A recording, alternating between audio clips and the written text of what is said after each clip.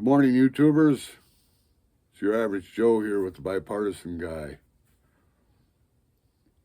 Thought I'd jump on here real quick to wish everybody a pleasant Memorial Day, because nothing glorifies war more than having one day a year to memorialize such said war. The human race has been at war with each other for over 1,000 years now. And the baseline's always been religion. So in the 11th century, a bunch of Christian Europeans decided they needed to save the Holy Land. And this started a period of war as we know today as the Crusades, because nothing says religion better than a crusade. That war lasted probably the longest of any war in the history of mankind. It went on from the 11th century right up to the 15th century. And the Christians, they finally captured the Holy Land. You would think that that would have been the end of the war, as they claimed. But nope, here we are today, still fighting over the Holy Land. As if at the same time, we call the United States of America God's country. Because, you can't have two Holy Lands. So there was a guy real prevalent in what's happening in today's geopolitics. His name was Osama bin Laden. I believe he was one of 52 children from the royal family of the Saudi Arabians. And about the same time he was becoming an adult, the Russians decided they wanted to get in the action on that Middle East. So they invaded Afghanistan. And bin Laden, he went up there to lead the charge, chase those Russians out of Afghanistan. And eventually, with the support of the United States in the way of money, weapons, and certain types of support, he accomplished his goal. He chased the Russians out of Afghanistan. With that goal accomplished, he centered his focus on the United States, God's country. And he began a lot of secret attacks against the United States. And in his mind, the best way to win the war against the United States was to hit him at the very heart of what the United States stood for, which was capitalism. And so he began a series of attacks on the World Trade Building in New York. Of course, he had weapons that he had acquired during the war in Afghanistan. And they were both Russian weapons and the United States weapons. That's what was so funny about it. And eventually, he took down the World Trade Center. He couldn't have done it without the help of the United States. That's the funny part about it. That started the Holy War all over again, and here we are today. So Donald Trump in his first administration, he sort of escalated that by helping Jerusalem become the capital of Israel.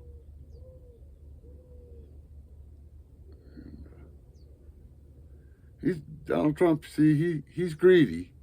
So greedy people, they may become wealthy, but for the most of the part, they're not very intelligent because they have no curiosity.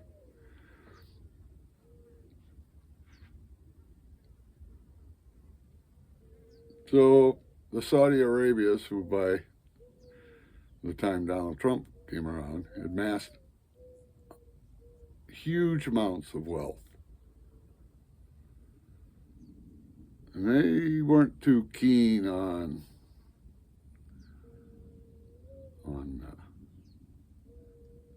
the United States helping Israel make Jerusalem the capital. And so this other little war started happening. And the Middle East sort of rallied around them because they were Muslim.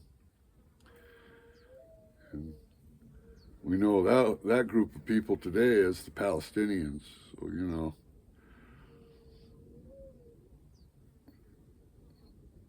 Christians, or I guess Jewish, which is Christian too in my book, correct me if I'm wrong,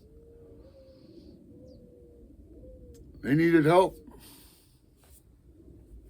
Fight off these Palestinians.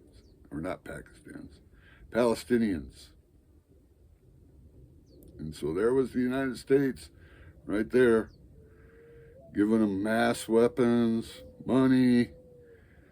Hell, you know, they treated the Israeli people better than they treated the American people. Free health care, guaranteed housing. You know, the list goes on. With Donald Trump, he bragged that he was the peacekeeper because of everything he did to help fight off the Muslims. He did the Muslim ban in the United States. Well, we can't have any Muslims here. He bragged that he was the guy that was there helping after the 9/11 attacks. When actually he was there bragging about Trump Tower now being the tallest tower in New York City. That was his, in his mind, and that was the good thing that came out of the 9/11 attacks. But at any rate, there was war. But who do you declare war on? So they declared war against terrorism because there wasn't any one country that was responsible for taking down the World Trade Center.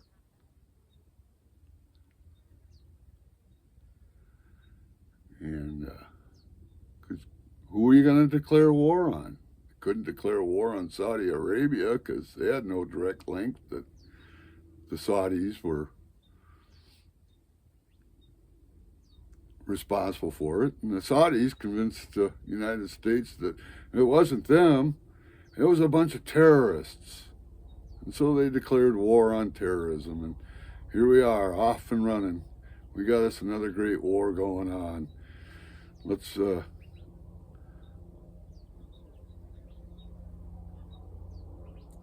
get Osama bin Laden.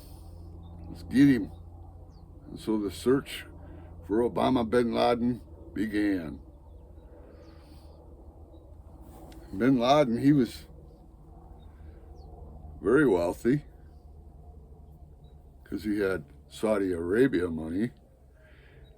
He was a Saudi prince. He had weapons that he had gathered up from his little war in Afghanistan. And so Afghanistan, that had to be the place to start. So the United States sent American troops to go chase the Muslims out of Afghanistan.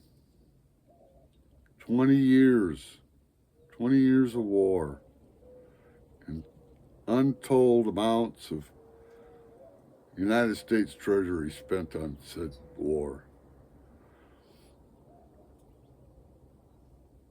But eventually,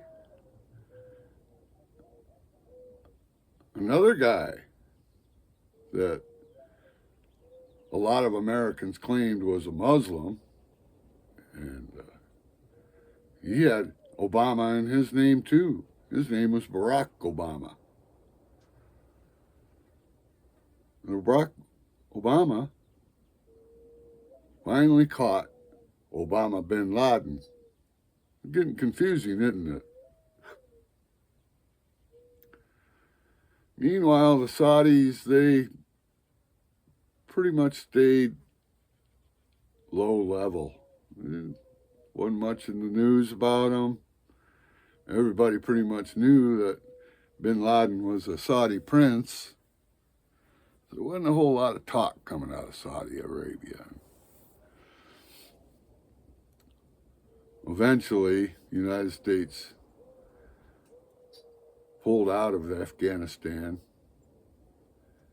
and Donald Trump, he took credit for that, while at the same time bashing the president that had to come in and clean up what was left of withdrawing from Afghanistan. 4 years go by. Trump gets reelected president again for a second term. And what's he do? He cozies right up to the Saudis. The Muslims are his friends now, you know, because they have all the money. And nothing makes Donald Trump happier than money. He doesn't care about life. He cares about money, because money is what he believes preserves his life. And so now we have the most corrupt president in American history leading our nation into demise, dealing with the same people that he used in his first term to rally the troops,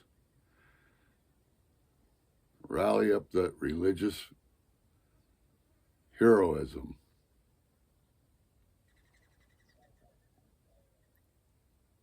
So here we are today. Sounds all pretty familiar. We got an American president buddying up to the Saudi Arabias, trying to milk money out of them and actually lying about it, you know, because we all know he didn't bring all that money from, hell, the whole economy of, I don't know, I learned it as Qatar. I guess we call it Qatar now. Qatar. I don't know how we call it Qatar. Spelled with a Q-U, Qatar. Sounds like the better pronunciation of it. But anyway, he's all buddied up to them. Their economy is just shy of $1 trillion. But, you know, when it comes to numbers, Donald Trump, he has to expand them. So he comes back from his little trip to the Middle East saying that he's convinced the Qatars to invest 1.5 trillion, was it, into the United States?